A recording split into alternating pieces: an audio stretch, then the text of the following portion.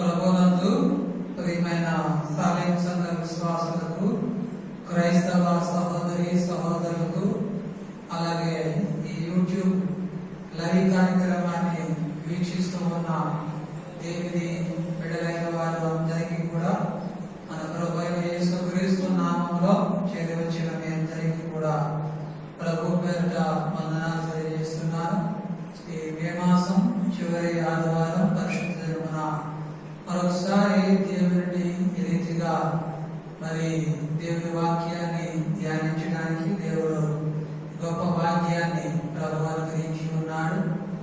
దేవుని యొక్క మహాకృపను బట్టి గడిచిన కాలం అంతా కూడా ఆయన రెక్కల చాటున మనల్ని ఎంతగానో భద్రపరిచి మన పట్ల ఎంతో కృప కనికరాన్ని ప్రభు చూపించి మళ్ళా ఈ మే 31వ తారీఖు ఆదివారం దేవుని సన్నిధానంలో దేవుని వాక్యాన్ని ధ్యానించడానికి దేవుడి గొప్ప భాగ్యాన్ని ప్రభు మనకు అనుగ్రహించాడు.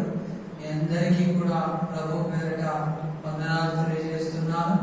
ఈరోజు మే 31 యావత్తు ప్రపంచమంతా కూడా క్రైస్తవ సహోదరి సహోదరులు ఎత్తుకొస్తూ పండుగను ఈ రోజున భక్తి శ్రద్ధలతో ఆనంద ఉత్సాహాలతో దేవుని బిడ్డలైన వారు అందరూ కూడా పెంతుకొస్తు పండుగను ఆరాధన చేస్తూ ఉన్నారు.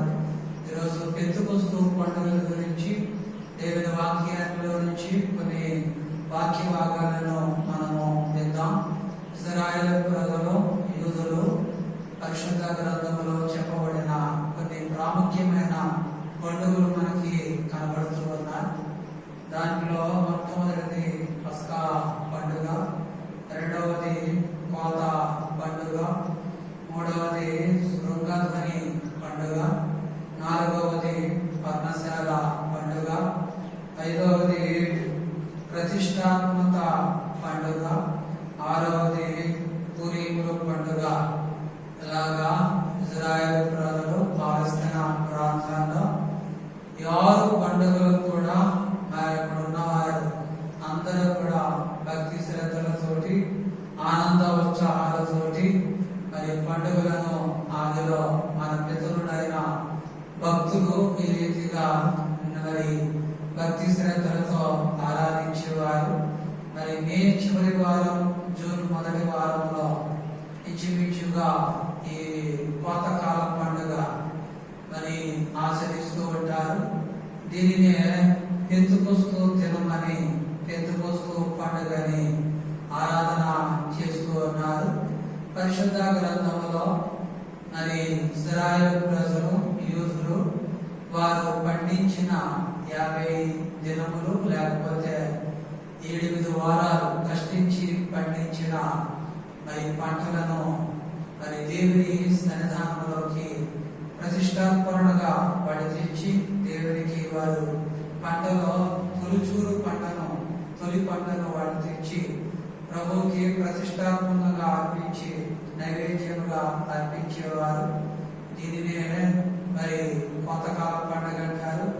రెండవది ఎదుకొస్తూ దినమని దేవుడి వాక్య భాగంలో చెప్పబడుతుంది కనుక ఈరోజు దేవుడి వాక్య భాగంలో నిర్గమాకాండం 23వ అధ్యాయం 16వ వాక్య భాగంలో చదువుతున్నప్పుడు ఆ మాటలు కనపడుతున్నాయి. పొలములో విత్తిన నీ వ్యవసాయముల తొలి పంట యొక్క కోత పండుగను, పొలములో నుండి నీ వ్యవసాయ ఫలములను నీవు కూర్చుకున్న తర్వాత సంవత్సరాంతమందు ఫల సంగ్రహపు పండుగను ఆచరింపవలెను. సంవత్సరమునకు 3 మార్లు పురుషులందరూ ప్రభువైన యెహోవా సన్నిధికి కనబడవలెను అనే బైబిల్లో నిర్గమాకాండం 23వ అధ్యాయం 16వ వచనం 17వ వచనములో ఈ మాటలు బైబిల్లో మనకి కనబడుతున్నాయి. సంవత్సరం అంతా కూడా వాళ్ళు కష్టపడి పండించిన పంటలో తొలిచూరి పంటను, ఎందుకంటే కోత పండుగగా వాళ్ళు ఆచరించేవారు కనుక ఈ రోజున ఆ కోత పండుగనే ఎత్తుకొస్తూ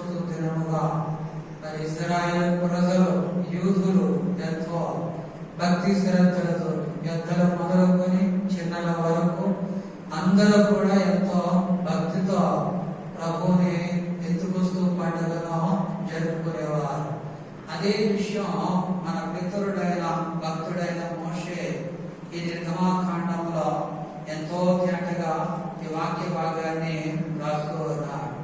అలాగే లేవి కాండం 23వ అధ్యాయం 16వ వాక్యాన్ని చదువుతున్నారు.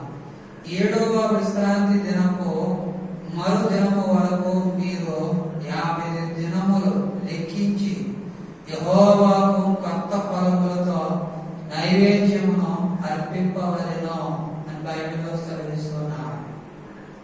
ఈ పెంతెకొస్తు దినమునకు మరొక పేరు ఉంది.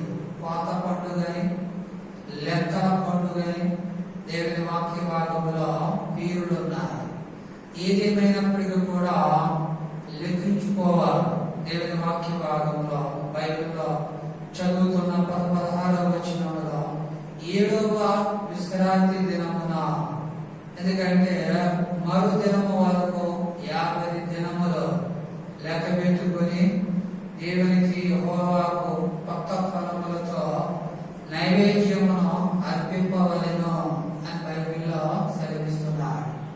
కనుక ఈ రోజు కోత పండుగను పెంతెకొస్తు దినముగా అనాది పితరులైన ఇశ్రాయేలు ప్రజలందరూ కూడా ఆ పండుగను ఆచరించేవారని దేవుని వాక్య భాగంలో సెలవిస్తున్నారు. అలాగే సంఖ్యాకాండం 28వ అధ్యాయంలో కూడా ఒక చక్కటి మాట బైబిల్లో మనకి కనపడుతూ ఉంది.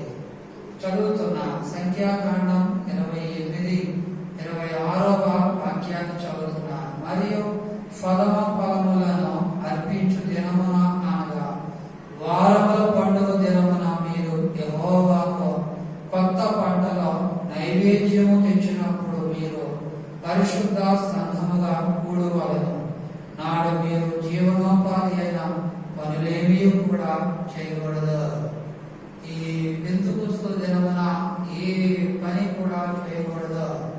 అందరూ కూడా తన తొలిచూరి పంటను పట్టుకుని యెహోవా దగ్గర వాళ్ళ నైవేద్యముగా అర్పణ చేసి ఆ రీతిగానే మరి ఏ పని చేయకుండా దినమంతా కూడా ప్రభు దగ్గరే అయా ఈ సంవత్సరం అంతా కూడా కష్టపడి కొన్ని దినములు శ్రమించి కష్టించి నీ కృపను బట్టి పంటను సంపాదించుకున్నాను ఆయన అని దేవునికి కృతజ్ఞతాస్తుతులు చెల్లించడమే ఈ పెంతెకొస్తు యొక్క పండుగ దినం అని అర్థం. అందుకే సంఖ్యాకాండంలో ఏ పని కూడా మీరు చేయకూడదు. దేవుని దగ్గర మీరు తొలిచూరి పంటను, దేవుని దగ్గర కొత్త పంటను దేవుని దగ్గరికి తెచ్చి దాని నైవేద్యముగా దేవునికి ఏం చేయాలంటే అర్పణ చేయాలి అని పరిశుద్ధ గ్రంథములో మరి ఇక్కడ వాక్య భాగంలో సెలవిస్తూ ఉన్నారు. ద్వితీయోపదేశకాండము 16వ అధ్యాయం 10వ వచనములో ఉన్న వాక్యాన్ని చదువుతున్నాను. ఇక్కడ కూడా ఈ మాట బైబిల్లో మనకి కనబడుతూ ఉంది. నీ దేవుడైన యెహోవాకు వారముల పండుగను ఆచరించుటకై నీ చేతనైనంత స్వేచ్ఛార్పణమును సిద్ధపరచవలెను. నీ దేవుని వాక్య భాగము నీ దేవుడైన యెహోవా నిన్ను ఆశీర్వదించిన కొలది దానికి నీయవలెను అని బైబిల్లో సెలవిస్తున్నారు.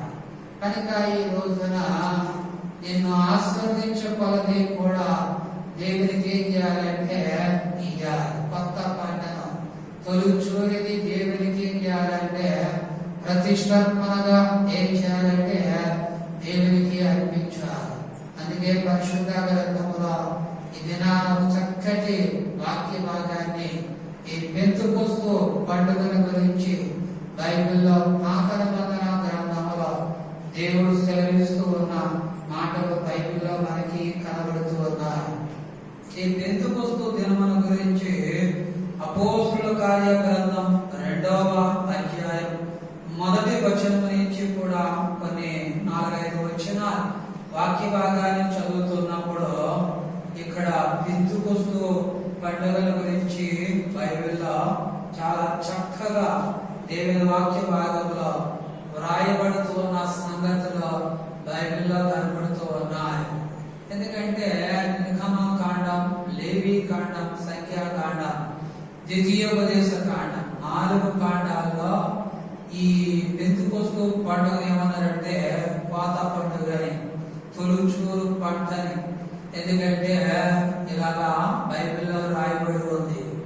కానీ మరి ఇటువంటి పెంతెకొస్తు పండుగను రాను రాను కోత పండుగ ఏమైందంటే పెంతెకొస్తు పండుగగా మారినట్లుగా మనం చూస్తూ ఉన్నాం. ఈ అపోస్తలుల కార్యగ్రంథం 2వ అధ్యాయంలో ఉన్న విషయాలన్నీ కూడా మనం జాగ్రత్తగా జ్ఞాపకం పెట్టుకొని ఈ పెంతెకొస్తు పండుగ దినమున మనం అందరం కూడా మరి ఆస్వాదించబడిన వినవలసిన మాటలు, కొన్ని మాటలు ఈ అపోస్తలుల కార్యగ్రంథం 2వ అధ్యాయంలో ఈ మాటలు కనపడుతూ ఉన్నాయి. ఒక్కొక్క వచనాన్ని చదువుతున్నా. 2వ అధ్యాయం 1వ వచనం. పెంతెకొస్తు పండుగ దినమున వచ్చినప్పుడు అందరూ ఒక చోట కూడుకొనిరి. ఏదైనా వాక్య భాగం. పెంతెకొస్తు పండుగ వచ్చినప్పుడు అంట అందరూ కూడా ఒక చోట కూడుకొనిరి. అయితే ఈరోజు పెంతెకొస్తు పండుగ దినమున ఈ ఆదివారం అందరం మందిరంలో కూడుకోవలసి ఉంది. కానీ కొన్ని నెలలు బట్టి లాక్డౌన్ కారణంగా మందిరముగా, సమాజముగా ఒకే చోట మనం అందరం కూడా కూడుకోలేని పరిస్థితిలో మనం ఉన్నాం.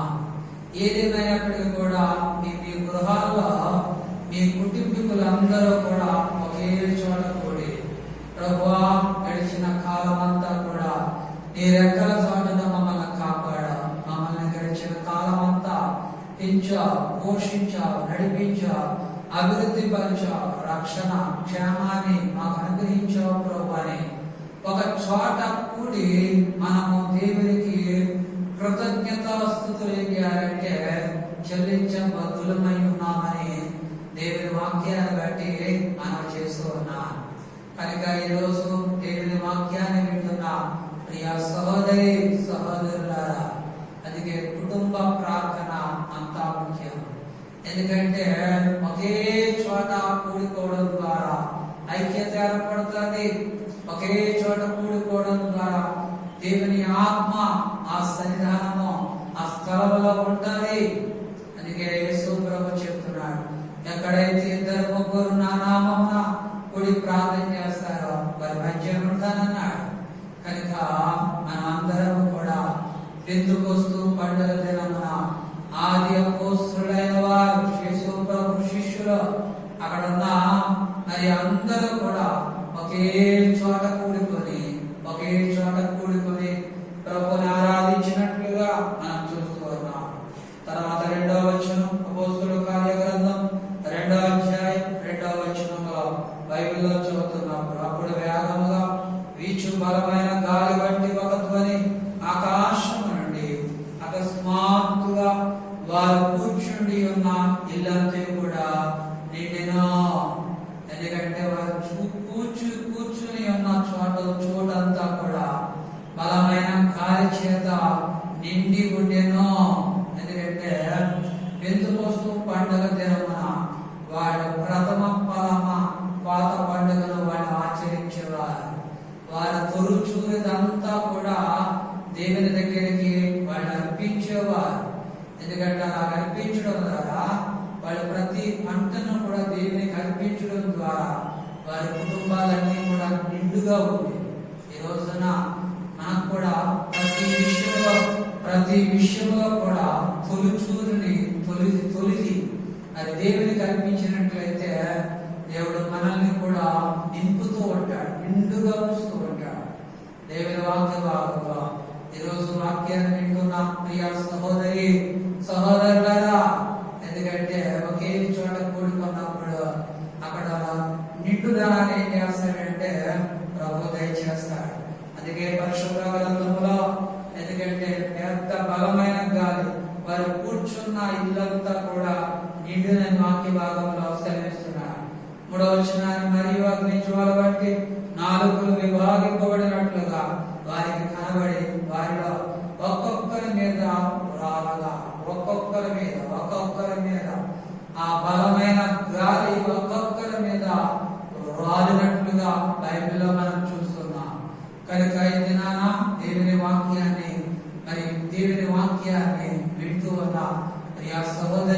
సహోదరులారా, ఒక్కొక్కరి మీద ఆయన ఆత్మ రాలుతూ ఉంటారు.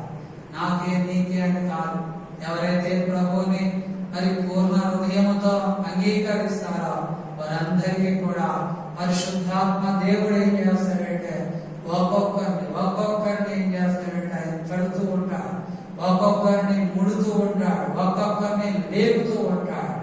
దేవుని వాక్య భాగంలో, పరిశుద్ధ గ్రంథంలో దేవుని వాక్య భాగంలో సెలవిస్తున్నారు. ఒక్కొక్కరి మీద ఆయన ఆత్మ ఒక్కొక్కరి మీద రాలినట్లుగా బైబిల్లో మనం చూస్తున్నాం. ఏ ఒక్కరిని కూడా దేవుడు విడిచిపెట్టడు. యోహాను సువార్తలో మాట కనపడుతుంది, నేను మిమ్మల్ని అనాథలుగా విడవనని వాక్య భాగంలో సెలవిస్తున్నాడు. నేను మిమ్మల్ని విడవను ఎడబాయనని వాక్య భాగంలో సెలవిస్తున్నాడు. కనుక ఈ రోజు దేవుని వాక్యాన్ని వింటున్న సహోదరి సహోదరులు, ఏ ఒక్కరిని కూడా ఆయన విడిచిపెట్టడు, అందరినీ జ్ఞాపకం చేసుకుంటాడు. ఒక్కొక్కరి పట్ల దేవుడు గొప్ప కార్యాలు ఏం చేస్తాడంటే ప్రభు జరిగిస్తాడు. 4వ వచనం చదువుతున్నాను. అందరూ కూడా ఒక్కొక్కరి మీద ఆయన బలమైన గాలి దిగినప్పుడు అందరూ కూడా పరిశుద్ధాత్మతో నిండిన వారై ఆత్మ వారికి వాక్శక్తిని అనుగ్రహించిన వారిని అన్య భాషలతో మాట్లాడసాగిరని వాక్య భాగంలో సెలవిస్తున్నారు. కనుక ఈరోజు మరి 4వ వచనంలో అందరికీ కూడా పరిశుద్ధాత్మతో నింపబడినట్లుగా మనం చూస్తున్నాం. ఈరోజు మనం అందరం పెంతెకొస్తు పండుగ దినమున అందరం కూడా పరిశుద్ధాత్మతో నింపబడి ఉంటారు. పౌలు గారు చెబుతున్నాడు, రోమీయులకు రాసిన పత్రిక 8వ అధ్యాయంలో ఆత్మ లేనివాడు నా వాడు కాడు. మన దేవుని బిడ్డలమైన మనం అందరం కూడా ఆయన ఆత్మ కలిగి ఉండాలి, పరిశుద్ధాత్మ మనం కలిగి ఉండాలి.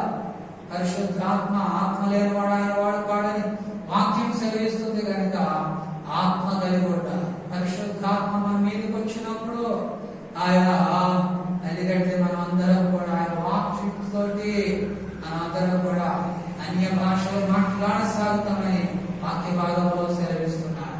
కనుక ఈరోజు పరిశుద్ధాత్మ శక్తి శిష్యుడు, ఆది అపోస్తులైన శిష్యులు ఎప్పుడు పొందుకున్నారంటే పెంతెకొస్తు దినమన్నప్పుడు వాళ్ళ పరిశుద్ధాత్మతో నింపబడి వాళ్ళు గొప్ప పరిచర్య చేసినట్లుగా మనం చూస్తున్నాం.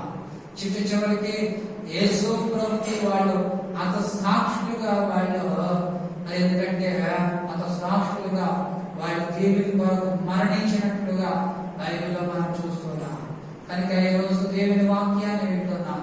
ఈ సహోదరి సహోదరుల ప్రతి ఒక్కరు కూడా దైవ ఆత్మ, నీ పరిశుద్ధాత్మ కలిగి నింపబడాలని ప్రేమతో మనం చేస్తున్నాను. పెంతెకొస్తు పండుగ దినమున శక్తివంతులై, ఎందుకంటే ఆత్మపూర్ణులై ప్రతి ఒక్కరు కూడా భాషలతో మాట్లాడి దేవుని వాక్శక్తిని పొంది మరి ఆయన పాత్రులుగా ఉండాలని ప్రేమతోటి మనం చేస్తున్నాం.